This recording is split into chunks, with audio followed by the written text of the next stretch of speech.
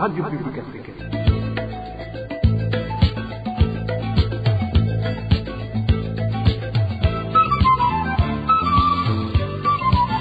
Radio Publique Africaine.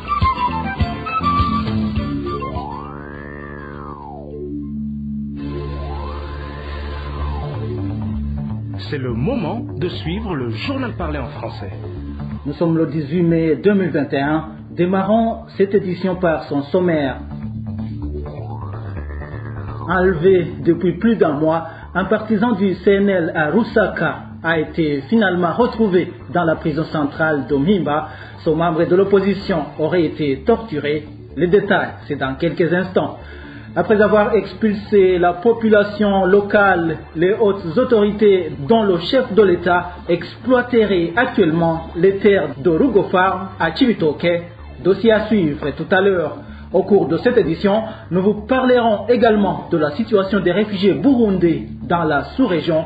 Voilà pour le sommaire de ce journal, vous présenté par Emile Nivasumba. Tout de suite, le développement. Merci, fidèles auditeurs, d'avoir choisi la radio publique africaine. Nous vous le disions en titre, le secrétaire du Congrès national pour la liberté en commune Lusaka de la province Mwaro est finalement localisé après plus d'un mois de recherche. Salvatore Wudigoma est détenu à la prison centrale d'Omimba, à mairie de Bujumbura. Son membre du parti CNL aurait été torturé par des agents du service national de renseignement. Onésime Dushimagize nous en dit plus. Le secrétaire du parti CNL en commune Lusaka de la province de Mwaro, Salvatore Wudigoma, a été retrouvé par sa famille après plus d'un mois sans aucune trace. Il a été transféré à la prison centrale d'Omimba en état critique le 11 mai 2021, un mois après avoir été arrêté par la police en complicité avec le responsable du service national de renseignement dans cette province. Selon des informations en possession de la RPA, Salvatore Wudigoma était détenu durant tout ce temps dans un lieu tenu secret par le service national de renseignement où il a été torturé. Nos sources indiquent qu'il n'a été enregistré nulle part sur la liste des détenus et précisent que dans ces endroits tenus secrets, le responsable de la documentation intérieure, Innocent Alfred Muserem, y enferme des gens qui doivent être exécutés, raison pour laquelle ils ne sont pas enregistrés sur la liste des détenus. Pour rappel, Salvatore Wudigoma, le secrétaire du parti CNL en commune Lusaka, a été arrêté le 6 avril 2021, le lendemain de l'attaque qui a été perpétrée au domicile du secrétaire du parti CNDD-FDD en commune Lusaka, Athanase Mawenai. L'attaque avait coûté la vie à son fils âgé de 15 ans et de son domestique.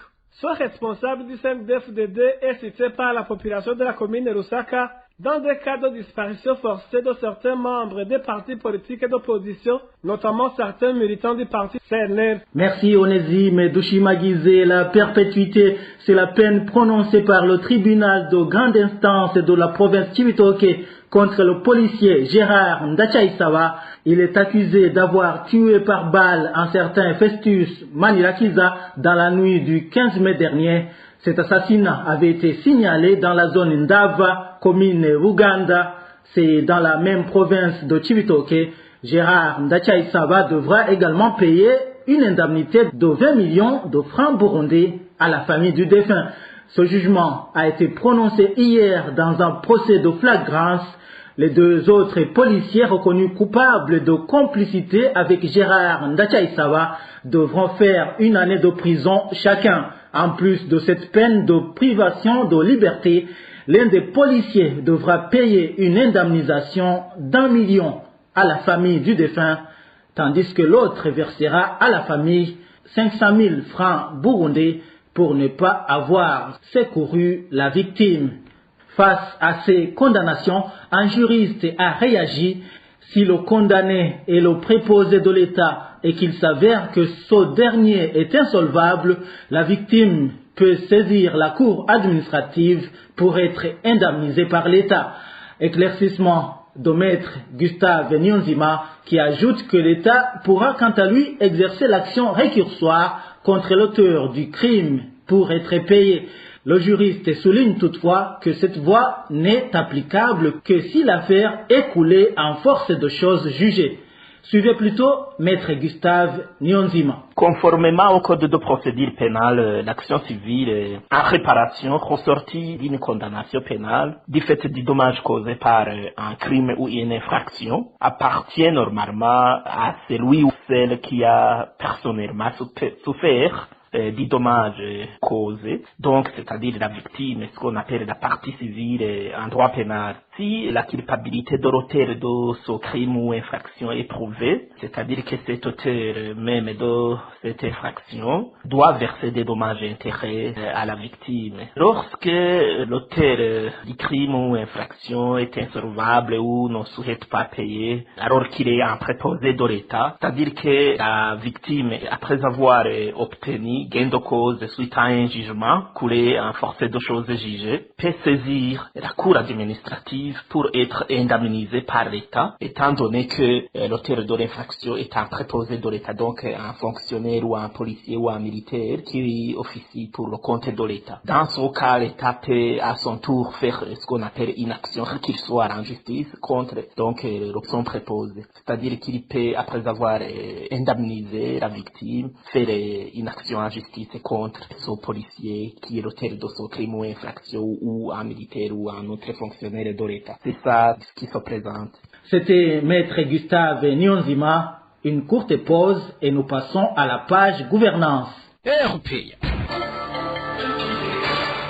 Certaines terres dont l'exploitation a été retirée à la population, soi-disant pour être restituées à l'État, sont actuellement exploitées par les hautes autorités du pays. Le cas illustratif est celui des terres de la Rugo Farm, située en commune Rugombo de la province Cibitoke. Parmi les exploitants de ces terres figurerait le président de la République, Évariste Ndayishimiye. Plus de détails avec Emmanuel Niungeko. Ces propriétés sont situées en commune Rugombo et ont été restituées à l'État en 2019 par la Commission nationale des terres et autres biens, CNTB en sigle. L'étendue de ces terres est de plus de 500 hectares. Actuellement, une grande partie de ces terres est exploitée par certains ténors du régime. Nos sources dignes de foi citent parmi ces ténors le président de la République, Évariste Ndayishimiye, et le ministre de l'Intérieur, Gervais Ndirakobucha, natif de la même province Cibitoke. Les terres qui ne sont pas exploitées par ces autorités ont été accordées aux coopératives Sangwe de toutes les collines de la province Cibitoke, des coopératives dont les membres sont en majorité des militants du parti au pouvoir, le CNDD-FDD. Cet habitant témoigne. Je pense que ces personnes qui enregistrent des bénéfices sont le président de la République et le ministre de l'Intérieur. Le président de la République possède une très grande surface où il cultive des maïs et autres cultures. Le ministre de l'Intérieur a planté des palmeraies et autres cultures sur une étendue qui mesure plusieurs hectares aussi. Un simple habitant n'a même pas le droit d'approcher ces terres. Seuls les ouvriers du président de la République et du ministre de l'Intérieur, ainsi que des membres des coopératives Sango, peuvent se rendre dans ces champs. La province Cibitoke est composée de 131 collines. À chaque coopérative, ils ont cédé 2,5 hectares. Nos sources soulignent que même ces membres des coopératives Sangwe ayant bénéficié des terres n'exercent pas aisément leurs activités. Même s'ils ont son privilège de cultiver dans ces terres, ils enregistrent des pertes. On est obligé d'utiliser l'engrais chimique et les graines de riz achetées à la DPAE. Ces obligations ne les facilitent pas car ils doivent payer entre 1 et 1,5 million des 10 millions qui ont été donnés à chaque coopérative Sangwe. Ce qui est décevant, c'est que même ces graines de la DPAE sont de mauvaise qualité. Le constat est qu'elles ne poussent pas, même si on met de l'engrais. Ils sont donc obligés de chercher d'autres graines à côté.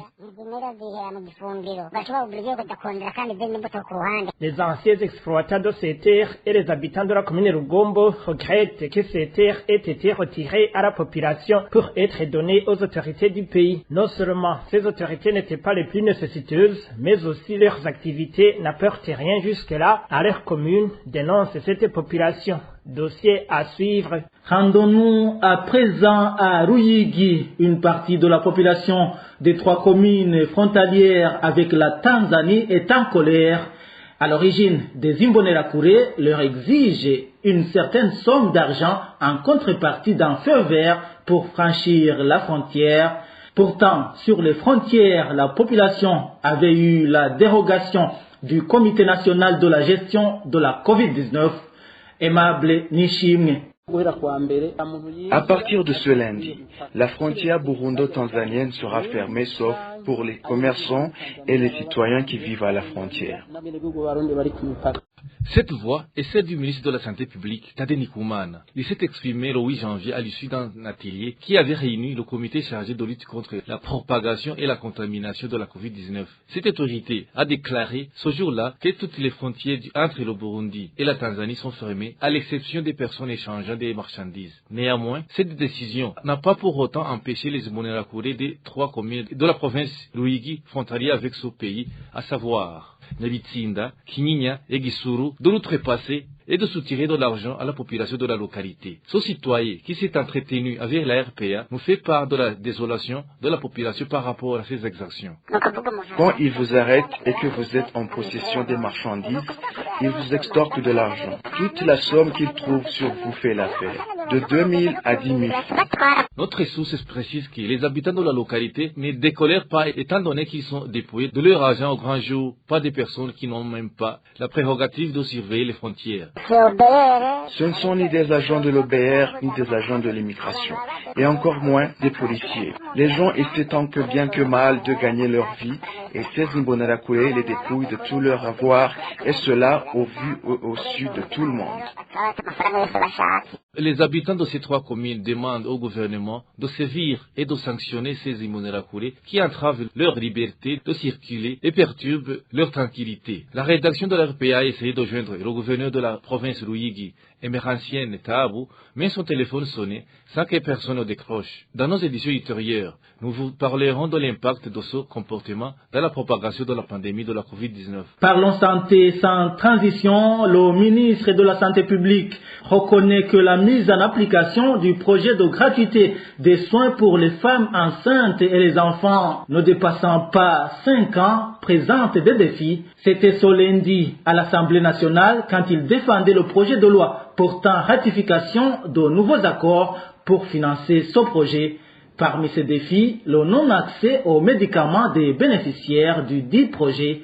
Explication de Francine Mahoro. La pénurie des médicaments dans différents hôpitaux du pays est l'un des défis relevés par plusieurs députés lors de cette séance de présentation du projet de loi portant ratification de nouveaux accords pour le financement du projet de gratuité des soins de santé pour les enfants ne dépassant pas 5 ans et les femmes enceintes. Une situation qui contraint les bénéficiaires du projet à s'acheter et même les médicaments et les prescrits, a affirmé la députée Benigne Nishimwe. Nous nous rendons compte qu'il y a des enfants qui bénéficient de la gratuité des soins et les mères enceintes qui ont des difficultés à avoir des médicaments qu'on leur prescrit. Dans ce cas, ils sont obligés de les acheter alors qu'ils devaient les bénéficier gratuitement. Nous aimerions donc demander au ministre s'il y a des médicaments qu'ils peuvent avoir et d'autres qu'ils ne peuvent pas avoir. La vice-présidente de l'Assemblée nationale et ancienne ministre de la Santé, Sabine Ntakarutimana, a précisé quant à elle que les médicaments destinés aux bénéficiaires du projet sont plutôt détournés. Oui, il est vrai que le gouvernement peut fournir des efforts pour trouver des médicaments, comme vous venez de le dire, et que ces médicaments parviennent aux hôpitaux. Mais nous avons remarqué qu'une fois arrivés aux hôpitaux, surtout dans les centres de santé, ces médicaments ne parviennent pas aux bénéficiaires. Monsieur le ministre, là, vous devez prendre des mesures pour que les médicaments que le gouvernement a prévus pour soigner les enfants gratuitement, de même que les femmes enceintes, soient utilisés pour cette fin. En réaction, le ministre Tade Ndikumana n'a rien nié, mais il a rassuré ses représentants du peuple que très prochainement, le problème sera résolu, expliquant que des difficultés ne manquent jamais au début des projets. Ces députés ont tenu également à se rassurer si le gouvernement parvient à rembourser les structures de santé. Là aussi, Dr Tade Ndikumana a avoué que toutes les factures ne sont pas payées et de promettre encore que la situation va être réglée le jour à venir. C'est compréhensible qu'au départ, il y ait des problèmes. Les difficultés ne manquent pas. Nous avons des équipes chargées de faire des vérifications situation de fracture. Elle relève à chaque fois des lacunes. Maintenant, nous avons décidé de procéder autrement. On ne les avertira plus en cas de contrôle. Deuxièmement, nous sommes en train de tout informatiser. Nous aurons dans le système tous les hôpitaux, y compris les centres de santé, qui auront été approvisionnés et ainsi les détournements ne seront plus possibles. Cela nous permettra non seulement de tout contrôler à partir de nos ordinateurs, mais aussi ça évitera ces vols de médicaments. Ces nouveaux accords pour le financement de ce projet de gratuité des soins de santé pour les femmes enceintes et les enfants ne dépassant pas 5 ans porte une enveloppe de 45 millions de dollars américains. Le projet de loi a été approuvé par ses députés. Le dit projet a été lancé en 2007.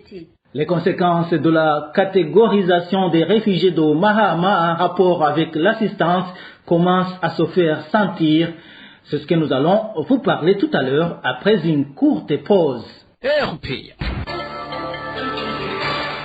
Je vous le disais donc, depuis une semaine, des cas de vol sont de plus en plus fréquents à Mahama. Certains Burundais réfugiés dans ce camp pensent que les auteurs seraient des réfugiés qui ne bénéficient plus de la ration alimentaire. Eric Nyonzima a plus de détails. Les denrées alimentaires sont les plus visées par les voleurs dans le camp de réfugiés de Mahama. Ces derniers dérobent également tout ce qu'ils trouvent à portée de leurs mains. Les deux réfugiés de son camp témoignent.